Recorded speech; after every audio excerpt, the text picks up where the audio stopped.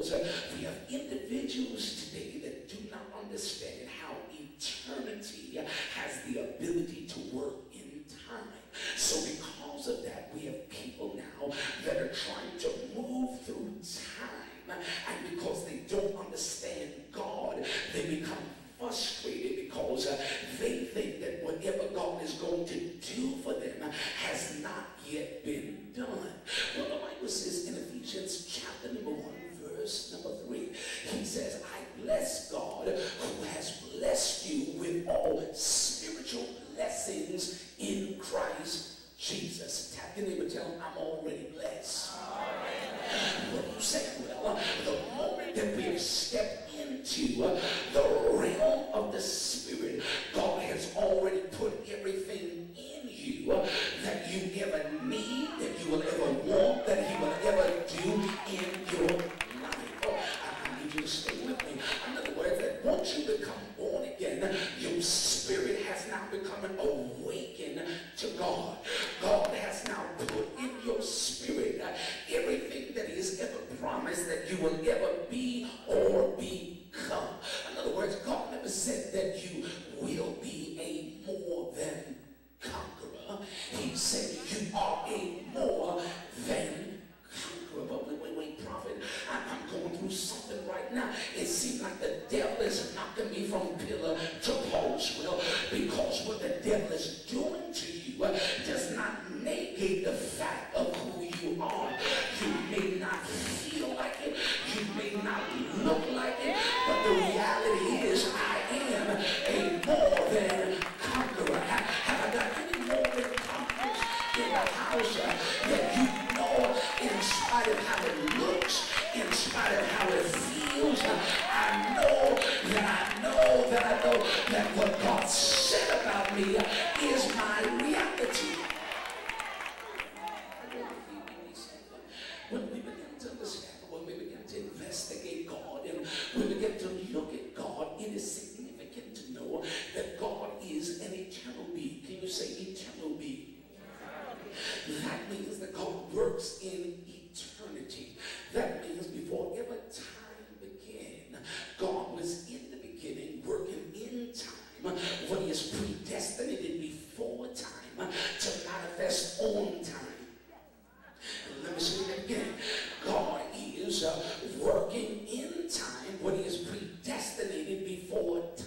All right, let me come at you like this. In other words, before time ever began, God already had you in mind. Before you ever got here. Now, I know that that's difficult for many of us to understand because we live in the chronos. But the reality is, Jeremiah 29:11 says, I know the thoughts that I have toward you, that in spite of what you're going through now, I'm using it to bring you to your expected end, because I know the end from the beginning. So that means that before you ever get to your end, I already know what you're going to be, what you're going to do, what you're going to become before you ever get there. Would you nudge your neighbor, tell him, don't look at me now. God's not through with me yet. You see me while I'm in my crisis. You see me while I'm going through my storm. But I got a witness in my spirit that keeps on saying, my weeping may endure for a night, but hold on, I got some joy that's going to come in the morning time. I dare you touch about two people, tell them you ain't seen nothing yet. Just give me a few minutes. The eternity of God is vital. It's very significant for believers to really understand. Because once we begin to grasp the reality that God is an eternal being, that God is outside of time, working in time, what He has planned before time. In other words, God is not sitting on the throne, wondering what the next move is going to be. He's not sitting on the throne, wondering if you are going to come out of what you're in.